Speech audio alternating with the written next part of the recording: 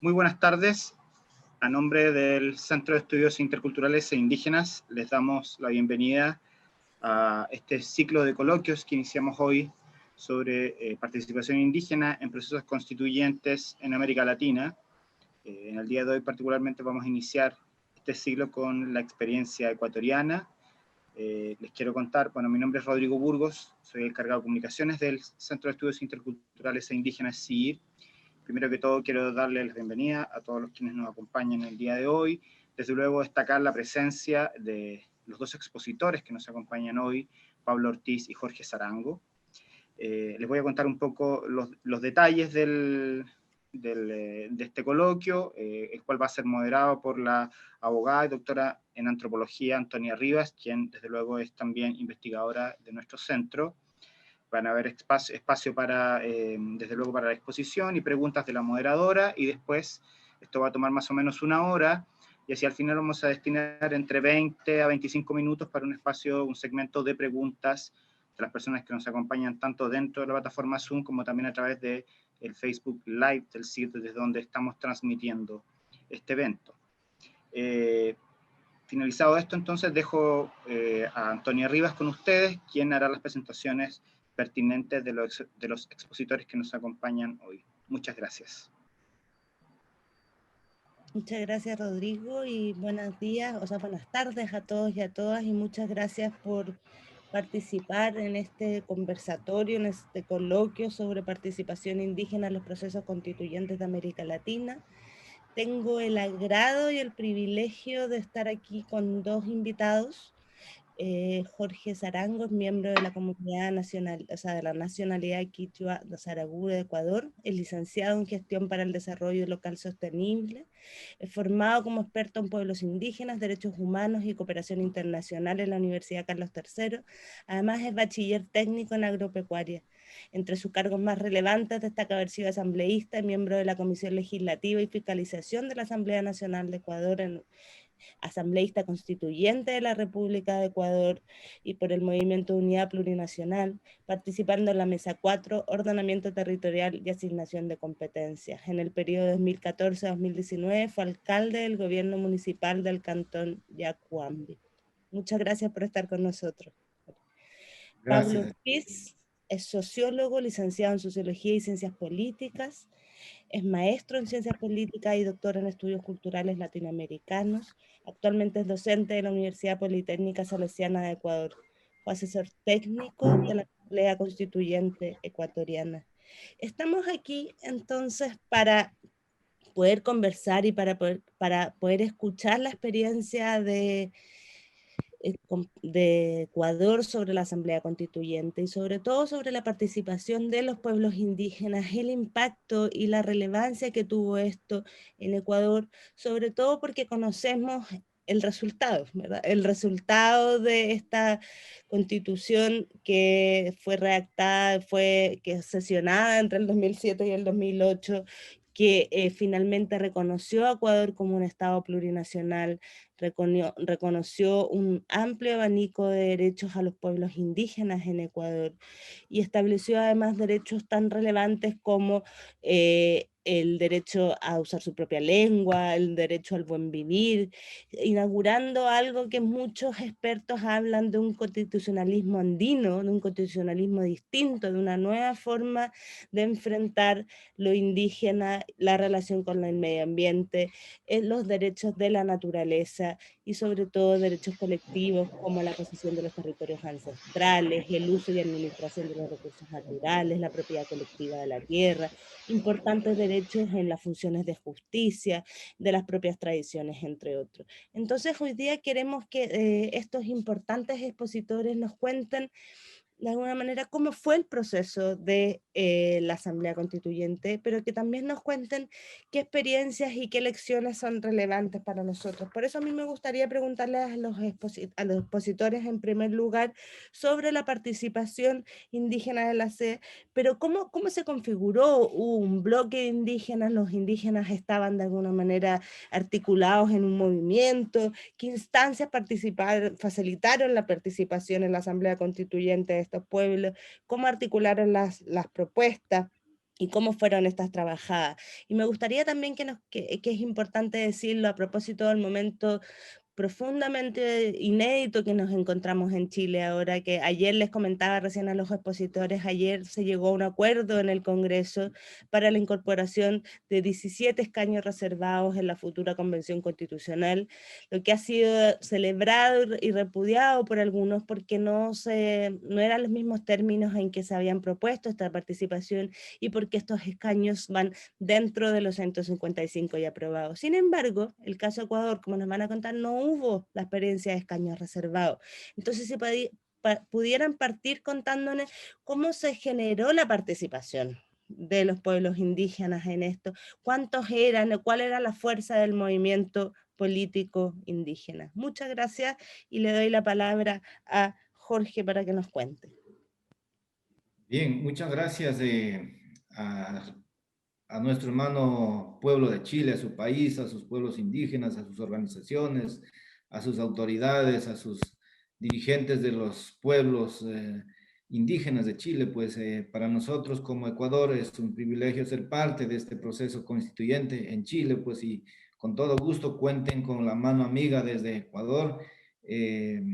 Algo he estado siguiendo de lejos, un poquito por ahí, por las noticias, pero nos alegra bastante que Chile se avecina a un proceso de refundación de su país, donde se puede establecer la Carta Magna, la ley madre, para en base a aquello poder exigir derechos y que todos esos derechos que han sido vulnerados, que han sido pisoteados desde la llegada de los españoles, se pueda tener en cuenta y en base a aquello puedan ejercer sus derechos en iguales condiciones tanto los pueblos mestizos como los indígenas, los no indígenas y todos en común. Y en ese sentido, yo participo, mi experiencia desde el movimiento indígena, desde el pueblo indígena Saraguro. De hecho, la CONAIE, nuestra organización social que nació a raíz de todas, digamos, todos los procesos de persecución, los procesos de imposición del Estado ecuatoriano en contra de los pueblos indígenas, y en base a aquello nació la CONAIE como una organización social para reclamar, reivindicar derechos de los pueblos indígenas en vista de ser pisoteados sus derechos.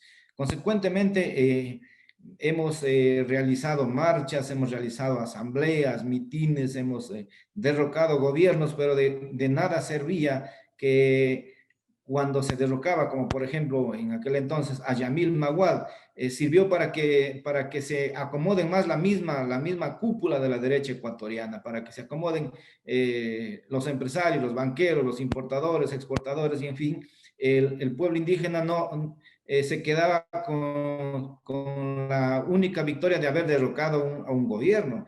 Entonces nació el Pachacuti como una organización política, como un brazo político de la CONAIE para poder tener representantes ya en la parte administrativa, en el sector público, tanto como legisladores, como alcaldes, vocales de juntas parroquiales, en fin, para en base a aquello tener una oportunidad de participación electoral. Entonces, en base a aquello también, hemos dicho que no estábamos ya cansados como pueblos indígenas únicamente de proponer y que nadie nos ayude a viabilizar en las instituciones públicas, en los 5 poderes del Estado. Entonces, la salida fue de que teníamos que formar nuestro propio partido, nuestro propio movimiento para poder participar electoralmente y que nuestros compañeros indígenas lleven las propuestas y se pueda hacer escuchar en el marco del Congreso Nacional, en el marco de las instituciones públicas. Y a raíz de aquello, pues mismo en base a nuestras luchas que hemos desarrollado en el Ecuador, hemos conseguido, como por ejemplo, sin que se considere la Constitución del Estado, hemos tenido como por ejemplo la educación intercultural bilingüe, salud indígena, que prácticamente en el gobierno de Rafael Correa ha sido ya abolido. Educación intercultural bilingüe al menos se mantiene un poco, pero estamos en un proceso, dígase, tal vez de desconocimiento y de ir minimizando el proceso de educación intercultural bilingüe. Pero por ahí es nuestra organización, nuestra participación ya en la parte administrativa en el Estado. Pero eso no es suficiente, pero bueno, de esa manera, Ecuador con su movimiento indígena ha venido ya participando en algunos espacios de poder público, alcaldías, asambleístas constituyentes también, que tuvimos unos pocos asambleístas en el proceso constituyente de 1998. Luego en el 2007, que cuando llegó Rafael Correa, se planteó otra iniciativa de elaborar una nueva constitución, y de hecho participamos también, como mencionó, cuando nosotros ya teníamos una organización política, y en base a aquello yo fui uno de los indígenas que participé como candidato por el movimiento Pachacuti, que es nuestra organización política. Y efectivamente hemos ganado. Hemos tenido una participación de cuatro asambleístas en Montecristi, 4 asambleístas, otro en Alianza, que bueno, llegamos a tener 5. Y bueno, cuando nos preguntan de repente cuánto valió nuestra participación, sí hemos podido incorporar todo lo que nosotros hemos luchado desde las organizaciones indígenas. Yo diría muy poco, porque, bueno, primero que hemos sido una minoría frente a una mayoría aplastante de ese entonces del expresidente Correa. 5 asambleístas no éramos mayor cosa. La estrategia nuestra del movimiento indígena había sido más bien la movilización de masas. Movilización de masas a Montecristi, donde estaba instalada la Asamblea Constituyente, para, en base al clamor popular, al clamor ciudadano, hacer reconocer nuestros derechos que siempre se habían venido exigiendo, como por ejemplo se exigía el reconocimiento del Estado plurinacional, que de hecho fue reconocido, pero no en los términos que el movimiento indígena ha venido pidiendo, ha venido clamando, exigiendo ese derecho, pero algo se ha avanzado, y así pues de hecho nosotros hemos dicho que seguiremos insistiendo por una nueva asamblea donde podamos tener una voz protagónica en la toma de decisiones, porque de hecho todas las ventajas o los beneficios están en los partidos tradicionales. Mientras tanto, nosotros estamos en completa desventaja por muchas situaciones, no solamente por la parte económica, sino también por todo el proceso de exclusión que hemos sido víctimas durante más de 500 años, desde que llegaron los españoles a Latinoamérica. Entonces, eso podría participar de mi parte. De hecho, hemos propuesto muchas cosas, como por ejemplo, cuando me preguntan qué no se recogió, muchas cosas que no se recogieron. Hay demasiadas cosas que el pueblo indígena ha planteado, pero parte de nuestra iniciativa en Montecristi fue como, por ejemplo, de que el idioma quichua también sea reconocido como idioma oficial. Eso no fue recogido. Hay muchas cosas que no se han recogido. Otro de los temas que nosotros planteábamos que sea recogido en la nueva constitución es que, como por ejemplo, en tema de los derechos colectivos, que de hecho está recogido el tema de la consulta previa, libre e informada, nosotros pedíamos que sea vinculante. En este caso, la consulta previa en Ecuador no es vinculante. Consecuentemente, es un saludo a la bandera, esa consulta que está, consulta previa libre, la que está previsto, la que está establecido en la Constitución del 2008. Entonces, y así puedo enumerar una serie de propuestas que no fueron reconocidas en la Constitución de Montecristi. Muy pocas iniciativas de los pueblos indígenas, pero bueno, en conclusión, yo diría de que Chile está en un momento de refundar su país. Es el momento histórico, es el momento para que todo Chile, no hablemos solamente como indígenas también. Yo creo que en el marco cuando nosotros hemos planteado el carácter de Estado plurinacional, intercultural, significa de que invitamos a a instaurar un modelo de gestión, un modelo de Estado incluyente, intercultural, viéndonos de frente a frente, de igual a igual, entre todos, entre blancos, mestizos, no mestizos, indígenas, no indígenas, todos. Entonces, ahora es la oportunidad. Yo creo que no debe ser el espacio para tampoco iniciar un momento de retaliación de poder.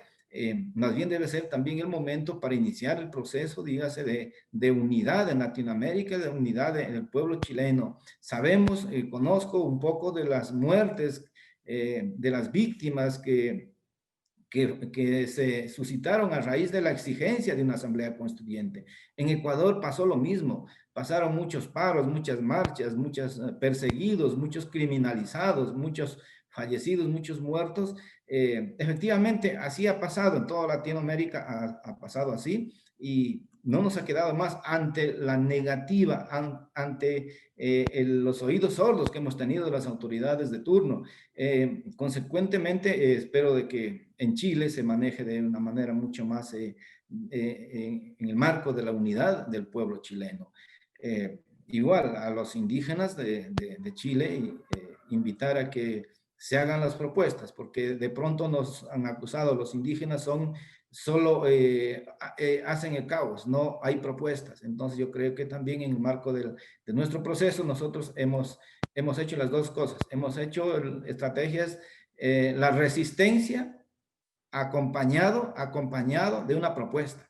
Y el ACONAIE tiene una propuesta de gobierno para el pueblo ecuatoriano. Y en base de aquello, nosotros como CONAIE, como Pachacutic, tenemos nuestra propuesta de Estado, nuestra propuesta de desarrollo para el país, de las cuales, si es que se estuvieran incorporándose todo lo que la CONAIE plantea, tuviéramos otro país.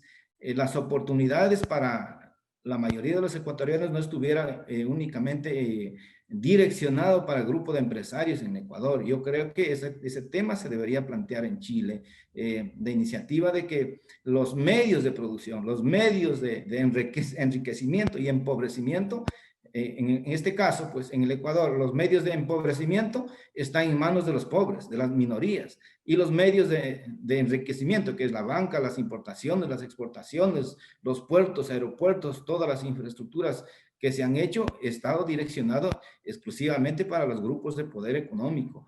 Entonces, en el Ecuador lo que ha gobernado es la chequera, en perjuicio de las minorías, en perjuicio de quienes hemos sido los dueños de los territorios. No olvidemos de que cuando llegó Cristóbal Colón a Latinoamérica, prácticamente llegaron a imponer todos sus modelos de desarrollo. Fue abolido todo nuestro modelo económico, nuestra gastronomía, todo se dijo que no vale y nos pusieron a foja cero. Impusieron todo. Entonces yo creo que en este momento constituyente en Chile, creo que habría que ir observando toda esa sabiduría ancestral que tendrán nuestros compañeros en Chile. No he estudiado mucho, pero tengo entendido de que hay mucha sabiduría en Chile. Así que de mi parte, pues, eso podría participar. Entiendo de que habrán preguntas, respuestas. Estoy presto para, en base a este espacio, poder responder inquietudes y con todo gusto. Muchas gracias, Jorge, por tremendo recordatorio también de que los problemas y los conflictos y las situaciones, la verdad es que viven los pueblos indígenas en Latinoamérica y no solo en Latinoamérica son parecidos, ¿verdad? Que las luchas son parecidas, que los conflictos territoriales son parecidos. Y por eso agradecemos mucho también tus comentarios y tengo varias reflexiones, pero las haremos después en una segunda vuelta. Pablo, te invito a que nos cuentes también tu experiencia. Muchas gracias. Bueno, muy amable. Muchas gracias, Antonia. Quiero primerito saludar a todos y cada uno de ustedes, agradecer mucho la invitación del Centro de Estudios Interculturales e Indígenas, al CIR, y también al Laboratorio Constitucional de la Universidad Diego Portales. Muy gentiles por esta invitación y muy gustoso también de compartir aquí con el compañero Jorge algo de esta experiencia. Obviamente el lugar desde el cual yo viví la experiencia es diferente. En aquellos momentos del año 2007, un compañero, amigo de muchos años, investigador respetable, Alberto Acosta, me había invitado a involucrarme, digamos, en este proceso. Yo estaba muy dedicado a mis tareas, por un lado académicas, pero también venía de acompañar un proceso organizativo justamente en esos 2 años antecedentes, del 2005, inicios del 2000 hasta el 2007, en la Confederación de Nacionalidades Indígenas de la Amazonía Ecuatoriana, en la CONFENIAE, con el compañero presidente de entonces, Shuar Domingo Ancuas. Esto lo menciono porque justamente creo que ayudaría a entender un poquito algo de estos antecedentes que estaban presentes al momento de que se da la asamblea del 2008.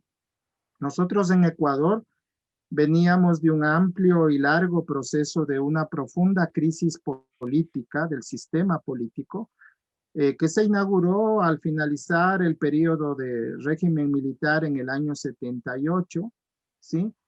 Y digamos, había una promesa, como todas las promesas que se hicieron de los regímenes civiles, democráticos, democracia liberal y todo eso, para obviamente abrir espacios en donde se puedan procesar de mejor manera las demandas de la población. Y en el caso de Ecuador, digamos, eso se disolvió muy pronto, porque entre los años 80 y los años 90 vivimos ya de lleno un giro hacia lo que eran políticas básicamente neoliberales, políticas de ajuste, de imposición de las condiciones de ajuste estructural del Fondo Monetario Internacional, que en toda América Latina las conocemos.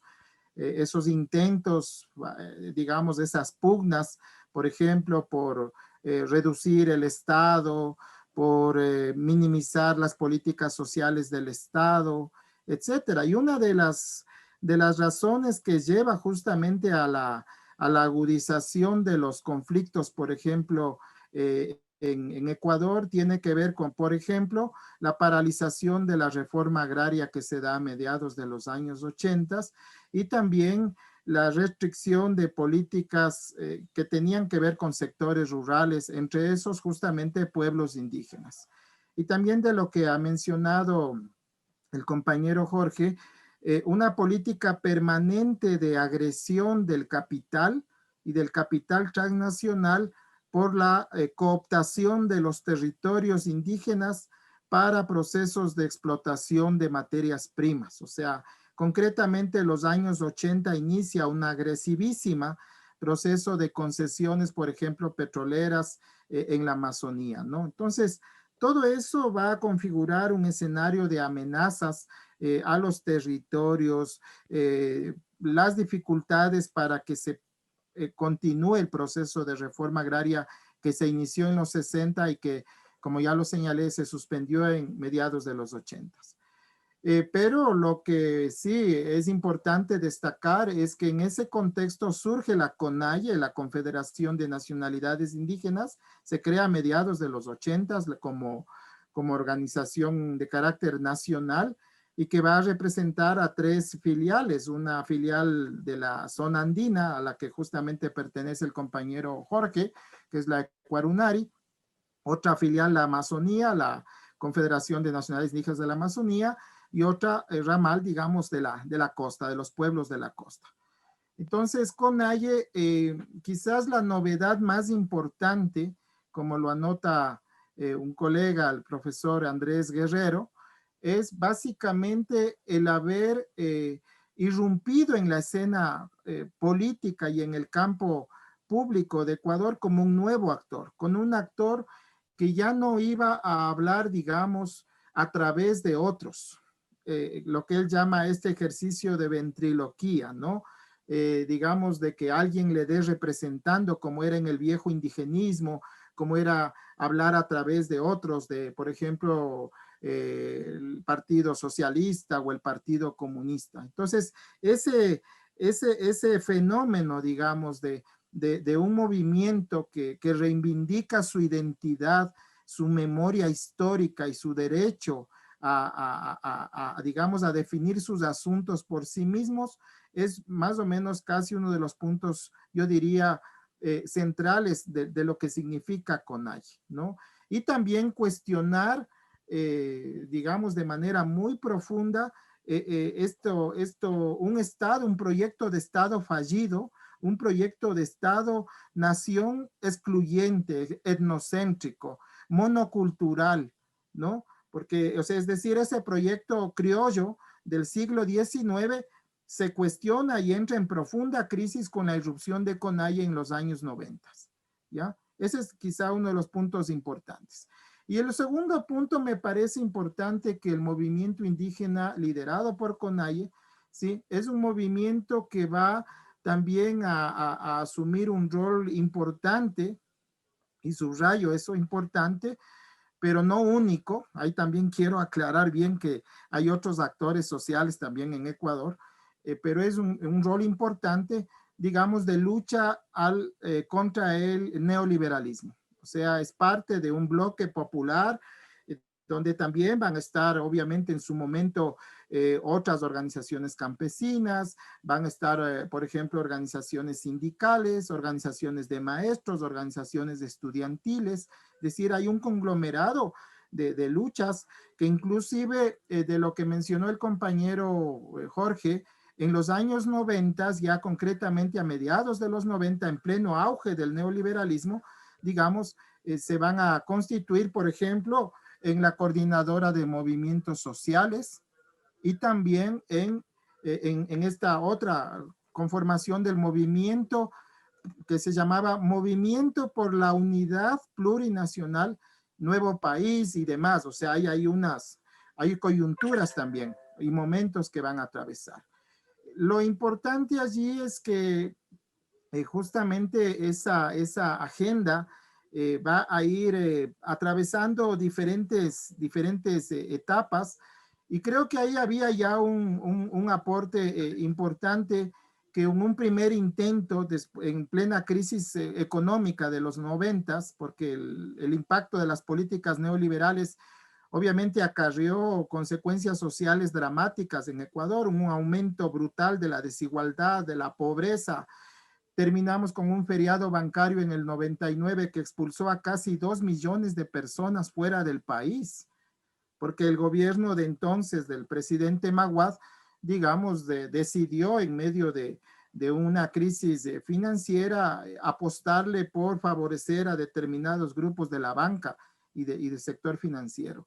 Entonces, eso provocó una crisis política. Habíamos tenido ya varios gobiernos, digamos, que no habían durado su periodo para el que fueron electos, y se convocó a una primera asamblea constituyente el año 98. Y en esa asamblea constituyente del año 98, por ejemplo, ya participaron representantes indígenas, ¿no? Pero, y en un momento en el que todavía, digamos, había una mayor incidencia, una mayor capacidad de incidencia de la CONAIE. Sin embargo, esa constituyente tuvo como, digamos, peso, como hegemonía, digamos, direccionamiento a las fuerzas más neoliberales todavía. Fue, de hecho, una constitución, la del 98, más neoliberal, a pesar de que, digamos, reconoció, por ejemplo, y ese es un dato importante, los derechos colectivos, por ejemplo, de pueblos indígenas. Pero estaban allí en un enunciado parcial, pero lo fundamental fue, por ejemplo, haber avalado una suerte de reducción de la capacidad del Estado para controlar al capital, para controlar a los sectores financieros. Y justamente el 98, no es casual que esa constitución antecede el feriado bancario, porque digamos, el feriado bancario se da justamente en el marco de esa constitución del 98.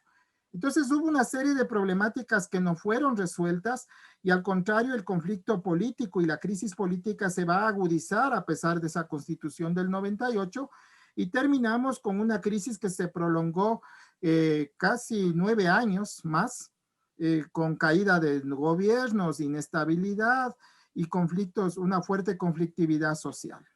Entonces, cuando se llega a la asamblea de Montecristi, habíamos tenido otra vez caída de gobiernos como el de Lucio Gutiérrez, por ejemplo, que llegó al gobierno generando muchas expectativas. Era un militar que se presentó como un militar de corte nacionalista, al menos en esa coyuntura. Algunos exagerados llegaron a afirmar que Gutiérrez era una especie de Chávez ecuatoriano. La propia CONAIE formó parte de la coalición que apoyó al coronel Gutiérrez para llegar a la presidencia. De hecho, hasta participó en el gobierno del coronel Gutiérrez. Entonces, todo eso formó parte de expectativas que digamos, se plantearon, pero también el resultado no fue el esperado. Ese gobierno incumplió sus promesas, de hecho rompió con la propia coalición que lo había llevado al poder. La propia CONAIE, digamos, se distancia del gobierno de Gutiérrez y digamos, pero en ese contexto justamente es que se plantea ya una formación de otro bloque y la demanda, digamos, de varios sectores por justamente ir hacia una asamblea constituyente. Esto como antecedentes. ¿Cómo participaron los pueblos indígenas? Yo diría que hay un antes y un durante. Un antes, obviamente, las organizaciones indígenas tienen un proceso de debate interno. CONAIE la tuvo en su interior, digamos, para producir lo que se llamó un proyecto de constitución. ¿Ya? Tenían un documento llamado proyecto de constitución, pero ahí debo yo anotar, y lo hago también en mi condición de ex asesor de la CONFENIAE en ese entonces, la matriz de CONAIE no llegó adecuadamente a las organizaciones regionales. En CONFENIAE habíamos tenido un proceso de casi un año de debate interno entre las 22 organizaciones filiales de ese entonces, en las 6 provincias de la Amazonía, convocadas por el Consejo de Gobierno de CONFENIAE, y digamos, sí, ahí estaban planteadas las preocupaciones y las problemáticas que vivían cada uno de los pueblos, ¿no? Que tenían que ver con el tema de lo que ya también aludió el compañero Jorge, la violación de los derechos colectivos, la no existencia de garantías a la seguridad de los territorios, la ampliación de las fronteras extractivas y la necesidad también de tener mayores niveles de participación. Asimismo, había una demanda, digamos, en el caso amazónico, especialmente en la zona centro-sur. Estoy hablando de las regiones de Pastaza, Morona, Santiago, con nacionalidades como la Quichua y Pastaza, las de los Achuar, una parte de la nacionalidad Shuar, que planteaban, por ejemplo, el reconocimiento de autogobiernos, de autodeterminación, ¿sí? Y eso como parte esencial del reconocimiento de un Estado plurinacional. Esas demandas, por ejemplo, fueron prácticamente, yo diría, minimizadas en la élite de la CONAIE. Y esto lo menciono porque al momento de ir a Montecristi, ya en la constituyente de Montecristi el 2008, aparecían delegaciones distintas de la misma CONAIE, que se supone que la CONAIE era una sola delegación, pero yo lo recuerdo muy bien porque una vez apareció el presidente de la CONAIE con su delegación y en otro momento apareció la delegación de la CONFENIAE. El propio presidente de la asamblea, me acuerdo, me preguntó y dice, Pablo, ¿qué está pasando? O sea, ¿qué está pasando? Y les digo, lo que pasa es que CONAIE no promovió una adecuada inclusión de las organizaciones amazónicas y los amazónicos decidieron venir a presentar de manera directa sus propuestas, por ejemplo. Hay que anotar esto como dato también, que fuera de la órbita CONAIE hay otras organizaciones indígenas, la Federación Nacional de Organizaciones Campesinas, Indígenas y Negras, la FENOCIN, que tiene un historial también respetable, importante, pero tiene otra orientación. Es una organización muy vinculada al Partido Socialista, hay una historia, ha estado a lo largo también de su historia vinculada a la lucha por la tierra en varias zonas del país, pero obviamente varios colegas investigadores, digámoslo así, caracterizan las propuestas de FENOCIN como propuestas más de corte campesinista y agrarista, ¿sí? Y hay otras, como por ejemplo la Federación de Indígenas Evangélicos, por ejemplo, Nacional de Indígenas Evangélicos. Entonces, FEINES, ¿no? Me va corrigiendo el compañero Jorge con la FEINE. Entonces y también hay otras, la del Seguro Campesino, por ejemplo. Pero también hay que tomar en cuenta que había otros pueblos, nacionalidades del país fuera del ámbito de pueblos indígenas, como por ejemplo el pueblo afroecuatoriano, que tiene más bien un historial de ser poco organizado y de ser muy fragmentado, ¿sí? Y en un contexto en el que los afroecuatorianos en las últimas décadas han ido migrando mucho hacia las ciudades y ahorita, por ejemplo, los últimos, ya en el 2010, por ejemplo, el censo nos habla de un 74% de población afroecuatoriana en las ciudades, ¿ya? Entonces tienen otro tipo de preocupaciones que derivan de ese contexto. Y el reconocimiento de un movimiento campesino, digamos, que es el llamado pueblo montubio, que también apareció en Montecristi, más ligado a la costa, o sea, a la zona de la costa, que son campesinos vinculados sobre todo, digamos, son campesinos con demandas más bien agrarias, demandas en torno a lo que es la pequeña producción campesina, ¿ya? Entonces, estos son sectores que van a aparecer en el caso ligados a estos temas. Yo diría que si bien el compañero Jorge nos explica la parte cuantitativa de la representación, yo creo que es importante no perder de vista la estructura y la composición de ese bloque de mayoría que era en ese entonces Alianza País.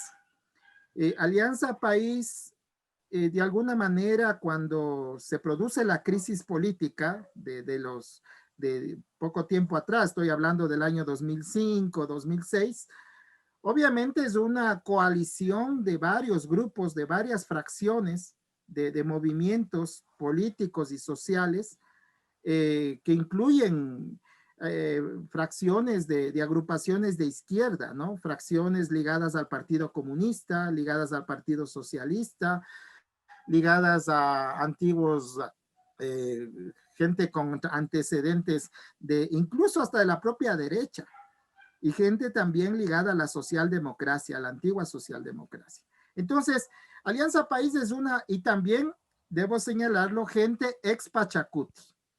O sea, gente que tuvo un acercamiento y una presencia, una militancia con el movimiento Pachacuti, que por diferentes motivos, entiendo, se distanciaron o se separaron del movimiento Pachacuti en aquel entonces. ¿Ya? Entonces, bueno, el tema es que las dirimencias, digamos, las discrepancias eran más bien internas. Imagínense en una asamblea de 130 asambleístas, Alianza País significaban 100. Esa era la mayoría. Entonces, el problema a nivel de bloques de mayoría estaba dentro del propio Alianza País, ¿ya? O sea, era ahí donde se dirimían las discrepancias y las posturas más, digamos, conservadoras en muchos temas, las posturas más moderadas, más, digamos, reformistas, si se la quiere, pero también las propuestas más, yo diría, avanzadas. Y creo, yo tengo ahí una hipótesis para ir terminando esta parte, porque luego podría absorber inquietudes.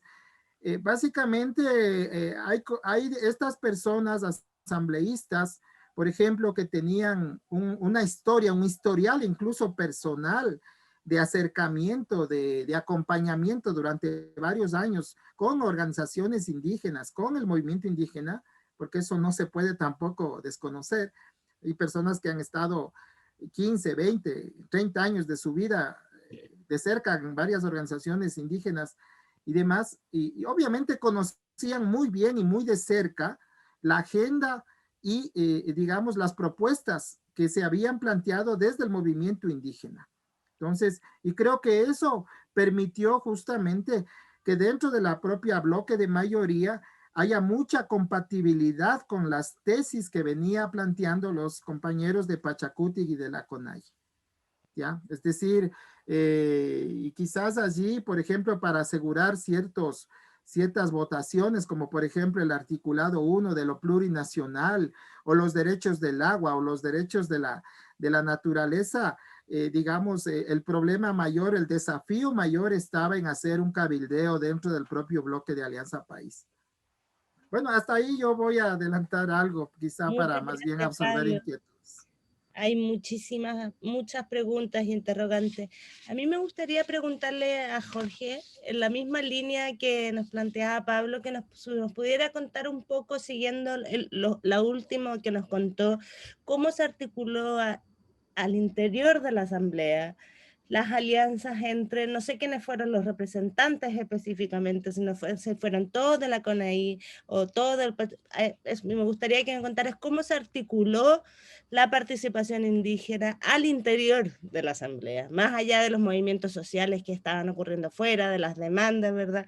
Y de esta propuesta, ¿cómo fueron la necesidad de establecer alianzas, de establecer diálogos, y finalmente que nos pudieras contar algo que nos adelantabas, pero que tenía que ver con los contenidos que ustedes proponían y con lo que finalmente terminó aprobándose. ¿Cómo se dio ese proceso de negociación, de convencimiento o de fracaso en algunos casos, ¿no? Bueno, por supuesto. De hecho, la iniciativa en el momento de que ya el movimiento Pachacuti, como su brazo político de la CONAIE, ya tuvo la oportunidad de tener sus asambleístas constituyentes, de hecho se ha buscado todo tipo de cabildeo o lobby con los diferentes sectores, tanto sociales, como decía, como estrategia para desde afuera, sin tener mayoría dentro, tratar de incidir en lo que tiene que ver las demandas de los sectores sociales, no únicamente, inclusive solamente de la CONAIE, sino de los diferentes sectores. Y en ese marco, pues de hecho, Rafael Correa, el expresidente Correa, llegó con una tesis de prácticamente como que invitaba a la unidad nacional, al sentido patriótico como país, como ecuatorianos, a recuperar la patria, como él lo mencionaba siempre, vamos a recuperar la patria para los ecuatorianos, y de hecho había una invitación en ese sentido a que debemos derrotar a la ultraderecha o a la oligarquía ecuatoriana.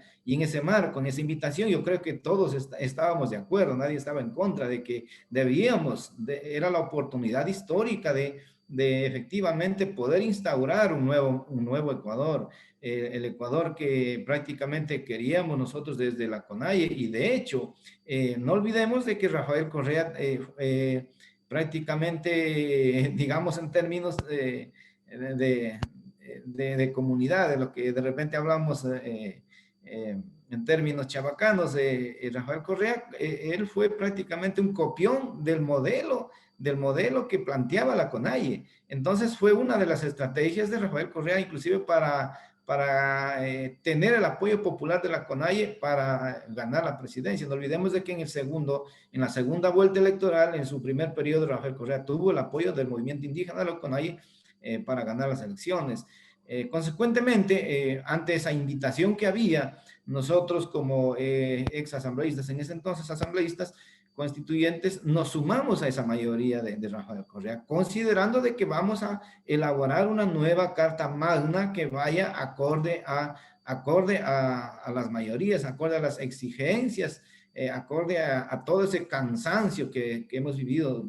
Ya notó Pablo respecto a lo que se hablaba del feriado bancario, respecto a la crisis política que se vivía en ese entonces, y prácticamente había una suerte de que todos pensábamos lo mismo y creíamos de que Rafael Correa sí iba a transformar verdaderamente a ese estado fallido, Entonces, de hecho, cuando nos preguntan cómo nos vinculamos nosotros, es justamente por aquello nos sumamos. Y de hecho, cuando se venían las votaciones en Montecristi para tal o cual artículo de la Constitución, se hablaba siempre de que el que votaba en contra de la propuesta del gobierno, que Prácticamente el texto constitucional, el que planteaba, digamos, la columna vertebral o el esquema de la Constitución y los textos constitucionales, era la mayoría.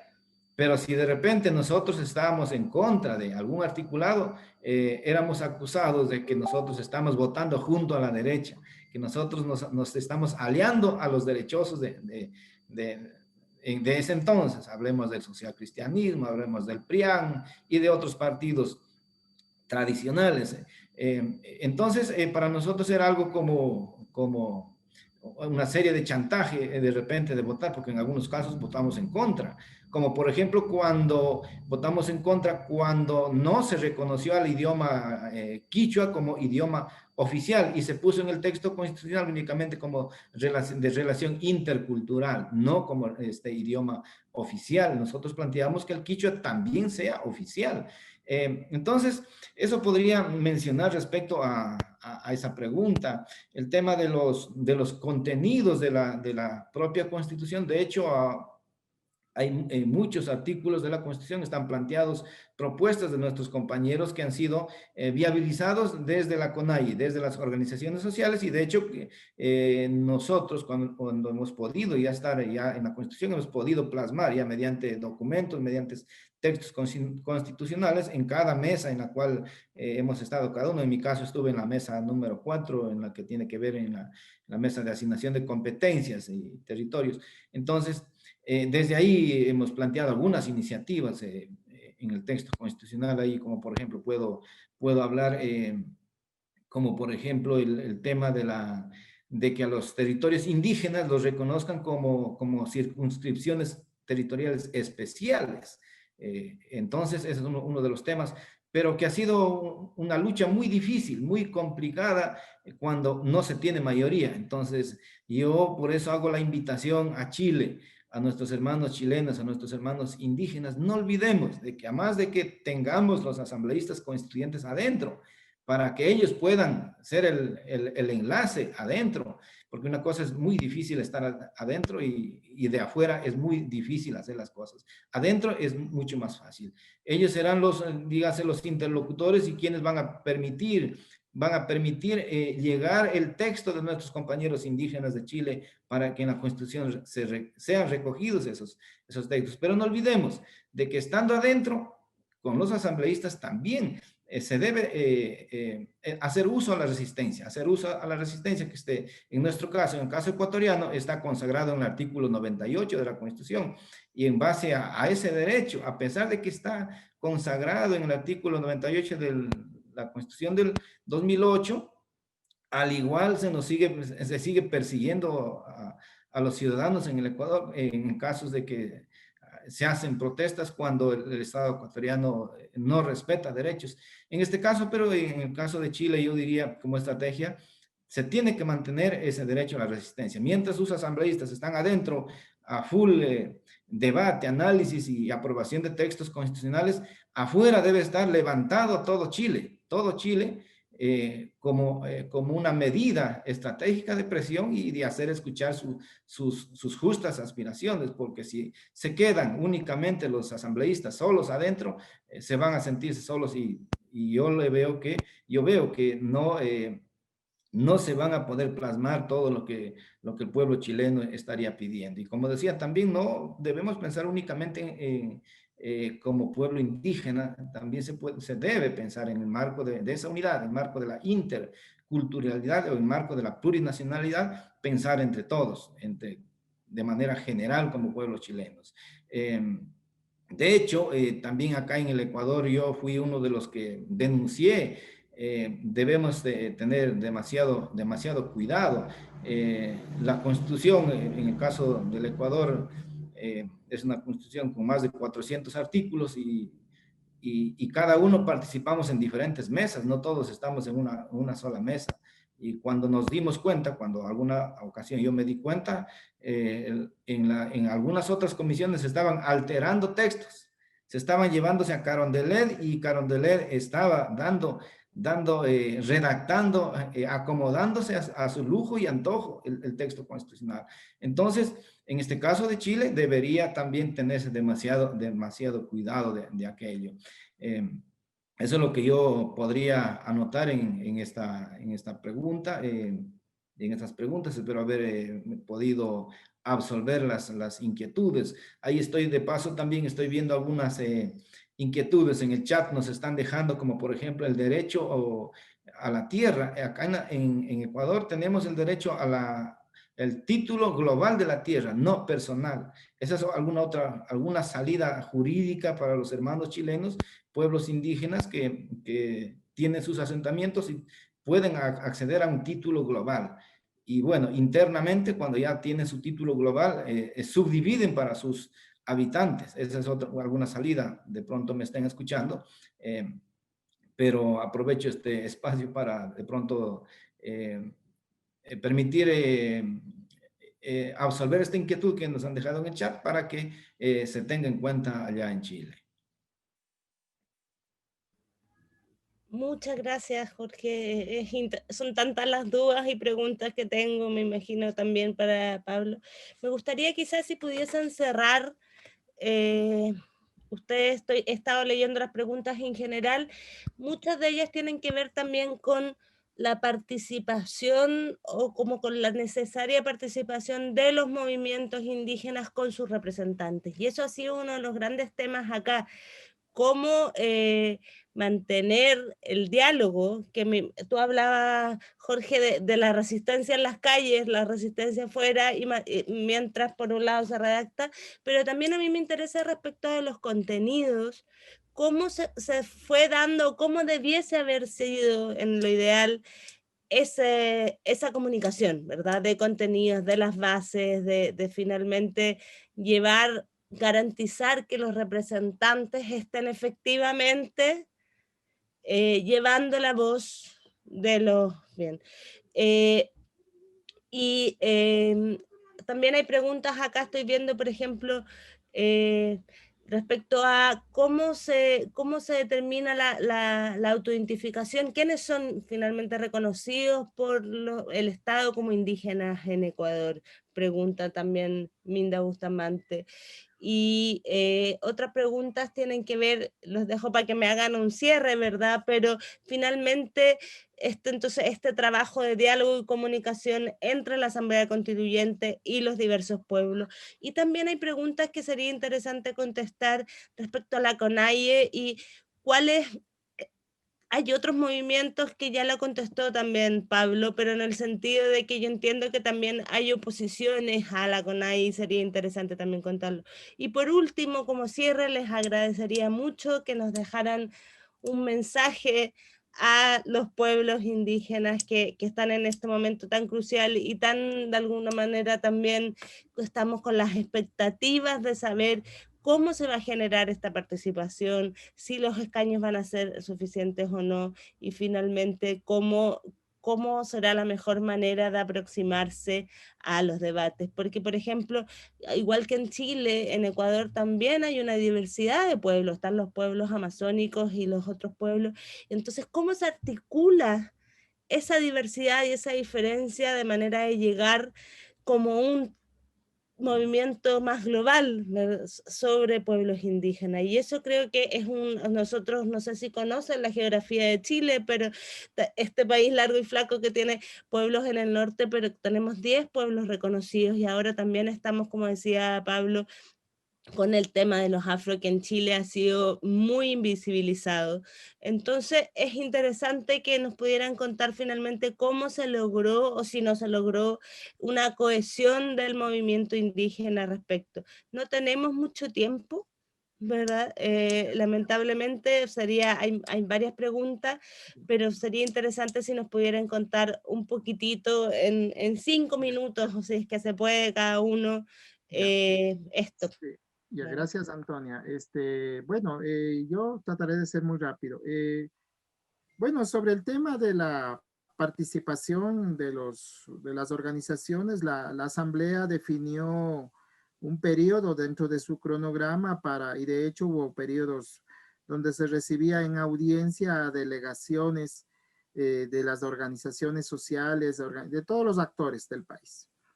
Y aquí viene un tema que tiene que ver con esos cabildeos y esos lobbyings, esas campañas que ciertos actores, unos con más influencia que otros, hacen, porque eso y va a influir, a veces es un bombardeo de un cierto sector.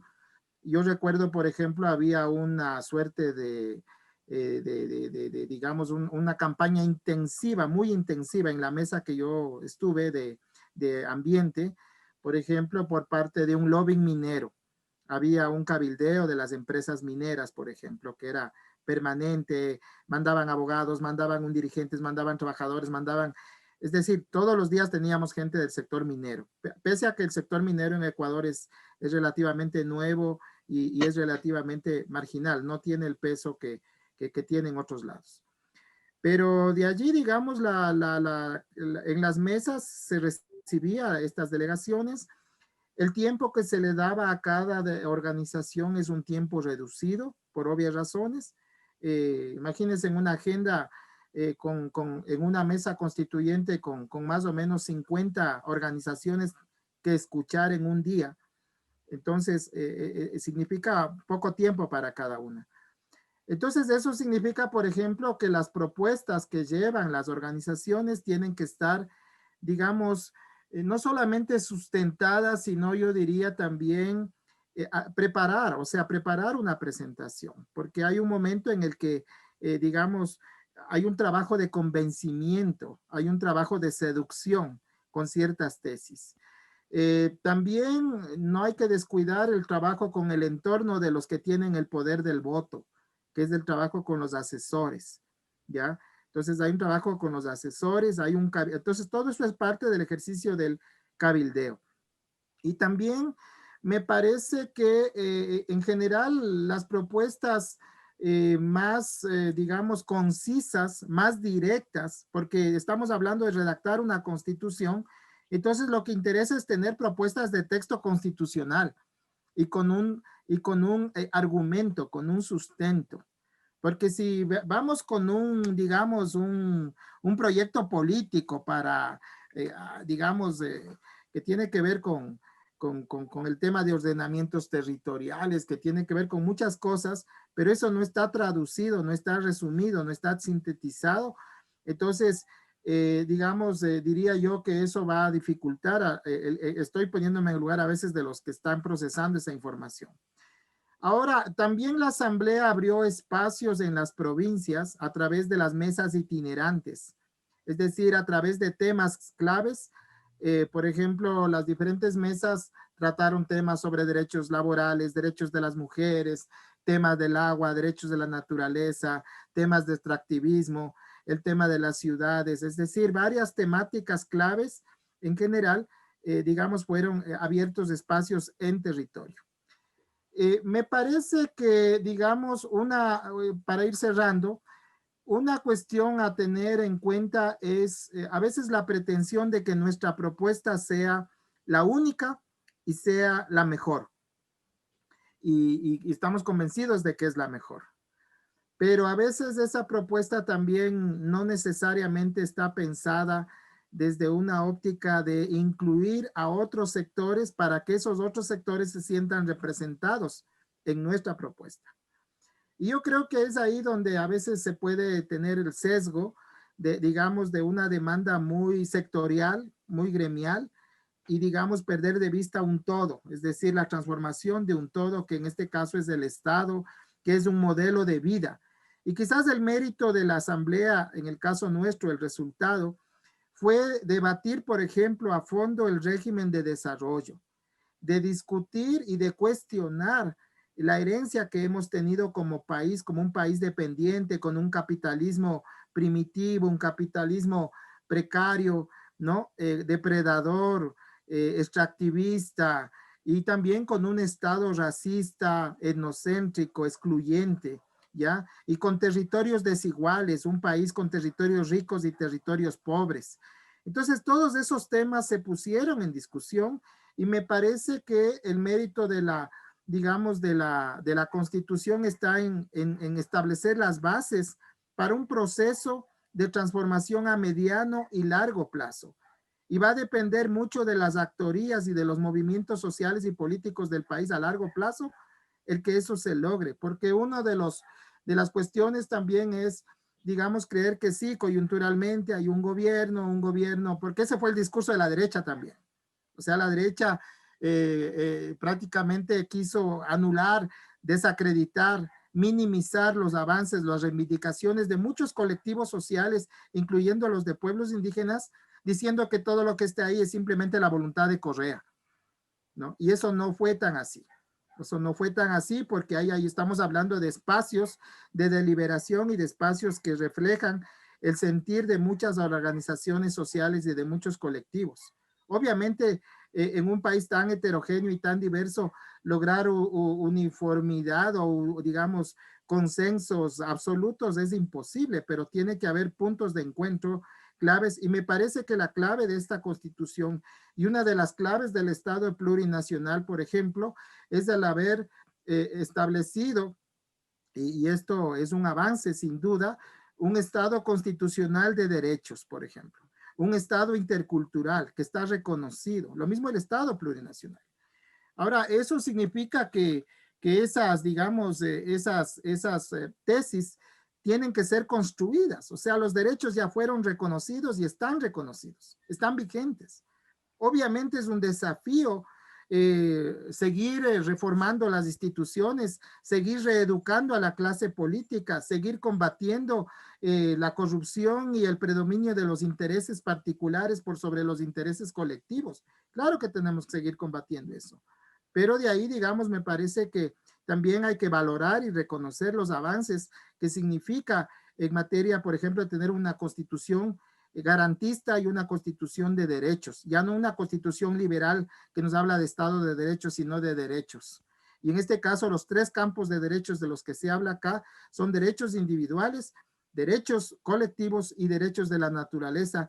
Y como dice el artículo 11, numeral 6 de nuestra Constitución, esos tres campos de derechos significa que son irrenunciables, son complementarios, y los tres campos de derechos tienen igual jerarquía e importancia.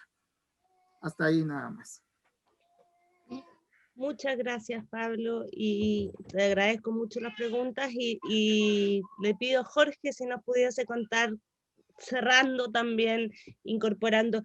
Hay una pregunta que lo han repetido varias veces que tiene que ver porque es el conflicto que estamos ahora en Chile, que tiene que ver con la autoidentificación, ¿verdad? De cómo se determina quién es y quién no es indígena. ¿Es el gobierno, el Estado el que reconoce, o es simplemente un proceso declarativo de cada pueblo y de cada comunidad? Si Jorge, si nos pudieras contar eso, que causa mucha curiosidad también.